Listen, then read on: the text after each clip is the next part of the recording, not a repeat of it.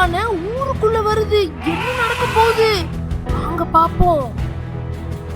அழகான அந்த ராம் நகரோட காலை பொழுது விடியுது. எந்திரிச்சு பார்த்தா ஊருக்குள்ள ஒரு ஆள் செத்து கிடந்தாரு. பூமிக்குள்ள அமிங்கி போய் கிடந்தாரு. எல்லாருக்கும் குழப்பம்.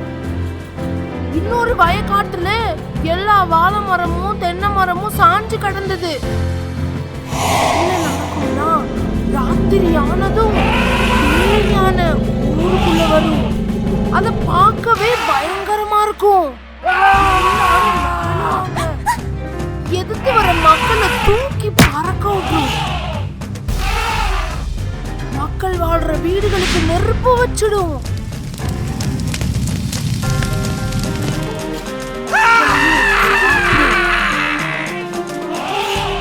மரங்களை தூக்கி வீசும். ராத்திரி ராத்திரி அதை பார்த்தே மக்கள் பயப்படுவாங்க. அப்படி எல்லாரையும் கொண்டு தெரிஞ்சிச்சு. இது எல்லாம் தெரிஞ்சு வருத்தப்பட்ட ஊர் தலைவர் ஒரு சக்தி வாய்ந்த மந்திரவாதியை சந்திக்கிறாரு. நடந்த எல்லாத்தையும் சொல்றாரு. அந்த மந்திரவாதியும் ஒரு ஸ்ட்ராங்கான பூஜைக்கு ஏற்பாடு பண்றாரு. பயங்கரமா பூஜை நடக்குது. பூஜைக்கு கட்டுப்பட்டு பேயான அந்த இடத்துக்கு ஓடி வந்து கட்டுப்பட்டு நின்னுச்சு. யார் நீ? ஏன் இப்படி பண்ற? அப்போ பேய் யானைக்குள்ள இருந்து ஒரு குட்டி பொண்ணு வந்தா. பேய் பொண்ணு. அவ என்ன சொல்றானா, நான் தான் மஞ்சு, இவன் என்னோட அப்பு. எங்களுக்குன்னு அழகான வீடு, சுத்தி நிறைய வயல்காடுன்னு இருந்துச்சு. நாங்க நல்ல செல்வ செழிப்போட இருந்தோம். எங்க அம்மா அப்பா இறந்ததுக்கு அப்புறம் நானும் அப்புவும் மட்டும்தான் இருந்தோம். நானும் அவனும் டெய்லி விளையாடுவோம். என்ன ஸ்கூலுக்கு கூட்டிட்டு போவோம்.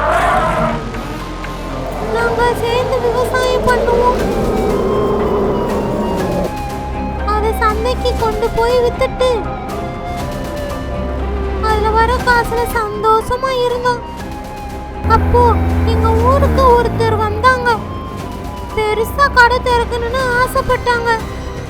அதுக்கு நல்ல இடம் வேணும்னு எங்க நிலத்தை தான் குறி வச்சாங்க. ஊர்ல இருக்கிற 4 பெரியவங்களுக்கு காசு கொடுத்து, நீங்க ஒன்றும் கவலைப்படாதீங்க சார், அது அனாதை பிள்ளை தான், யார் என்ன கேட்பா.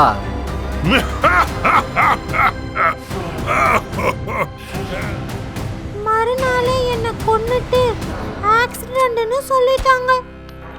என் அப்பா என்னைய பார்த்து வருத்தப்பட்டான். ஆனா இந்த ஊருக்காரங்க என்ன ஏதுன்னு கேட்காம வேடிக்கை பார்த்துட்டு இருந்தாங்க. கொஞ்ச நாள்ல எங்க இடத்த அழிச்சு பில்டிங் கட்டிட்டாங்க. அப்போ எங்களுக்கான நியாயம் என்ன? அதான் இந்த ஊரை நிம்மதி இல்லாம பண்றோம். ஊர் தலைவர் மன்னிப்பு கேட்டு நிலைமைய சொல்ல, புரியுதுமா, பழைய ஊர் தலைவர் இருந்தப்ப இந்த தப்பு நடந்துருச்சு, எங்களை மன்னிச்சிடு. இதே ஊரில் நம்ம கோவில் பக்கத்தில் அப்புக்கு இடம் கட்டி அப்புவை கோவில் யானையாக வைக்கிறோம். நாங்கள் அப்புவை நல்லா பார்த்துக்கிறோம். இந்த ஊரை மன்னிச்சிடுமா. அந்த குட்டி பொண்ணு மனசிறங்கி யானையை விட்டு போயிட்டா. அதனால ஊர்க்காரங்க அந்த அப்பு குட்டிக்கு ஒரு அழகான இடம் அமைச்சு தராங்க. அப்பு குட்டி கோவிலுக்கு வர குழந்தைகள் கூட சூப்பரா விளையாடுது. ஆனா ஊருக்குள்ள கெட்டுதல்னு ஒண்ணு நடந்துச்சுன்னா, குட்டி அப்பு குட்டி இப்போ பேய் யானையா மாறிடும்.